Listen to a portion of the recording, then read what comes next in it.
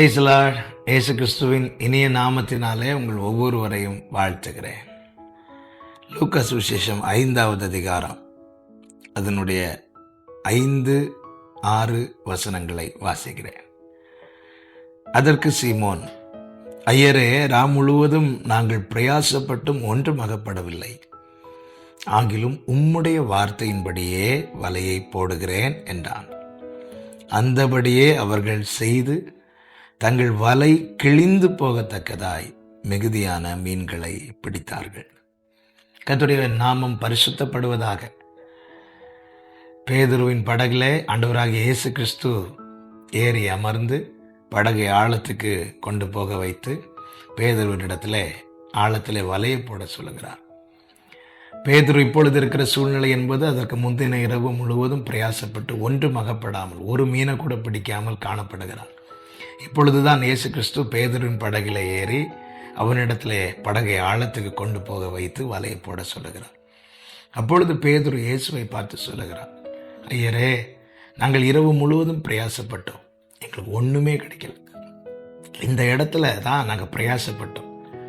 நேற்று இரவு தான் நாங்கள் அவ்வளவு பிரயாசப்பட்டோம், எங்களுக்கு எதுவுமே கிடைக்கல. ஆனால் இப்பொழுது உம்முடைய வார்த்தையின்படி வலையை போடுகிறேன் என்று சொல்லி அப்படியே செய்தார்கள். வார்த்தையின்படி செய்தார்கள். அந்த பிரயாசம் வீண் போகவில்லை. படகு நிரம்பத்தக்க மீன்களை பிடித்தார்கள்.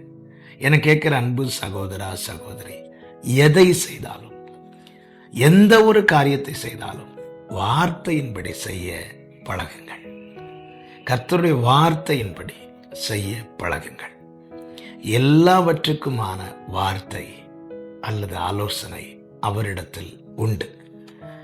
139வது சங்கீதம் 17வது வசனத்திலே தாவீது இப்படி சொல்லுகிறார், தேவனே, உமது ஆலோசனைகள் எனக்கு எத்தனை அருமையானவைகள், அவைகளின் தொகை எவ்வளவு அதிகம்.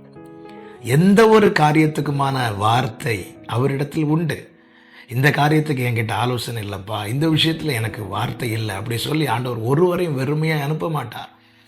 எனவே எந்த ஒரு காரியத்தை செய்தாலும் வார்த்தையின்படி செய்யுங்கள். வார்த்தையின்படி செய்யுங்கள்.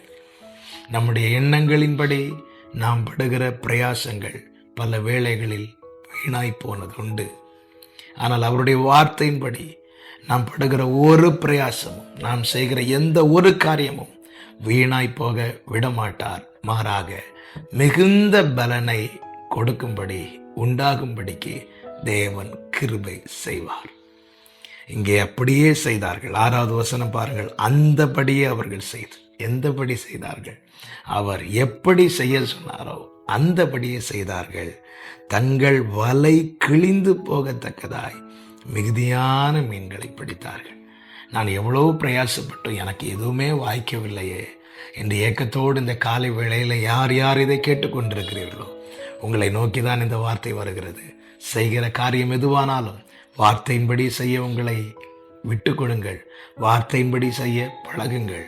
அப்படி செய்யும் போது, அப்படி செயல்படும் போது அந்த பிரயாசம் விருதாவாய் போக, வீணாய் போக தேவன் விடமாட்டார். மிகுதியான பலனை காணும்படி தேவன் ஆசீர்வதிப்பார். நல்ல தேவனை, இரக்கமுள்ள பிதாவே, நன்றியோடு துதிக்கிறோம். ஒவ்வொரு நாளையும் கிருபையாய் எங்களுக்கு தந்து நடத்துகிற தயவுக்காய் ஸ்தோத்திரம். ஆண்டவரே, நாங்கள் செய்கிற எந்த ஒரு காரியத்தையும் உம்முடைய வார்த்தையின்படி, உம்முடைய ஆலோசனையின்படி செய்ய எங்களுக்கு கிருபை செய்யும். பல நேரங்களில் நாங்கள் எங்களுடைய எண்ணங்களின்படி, எங்களுடைய யோசனைகளின்படி நாங்கள் செய்து பிரயாசப்பட்டு அதன் பலனை காணாமல் பல நேரங்களிலே சோர்ந்து போயிருந்தது உண்டு. ஆண்டவரே, இன்னைக்கு நீங்கள் பேசியிருக்கிறீங்கப்பா. உங்களுடைய வார்த்தையின்படியே எந்த ஒரு காரியத்தையும் செய்ய எங்களுக்கு கிருபை தாரும்.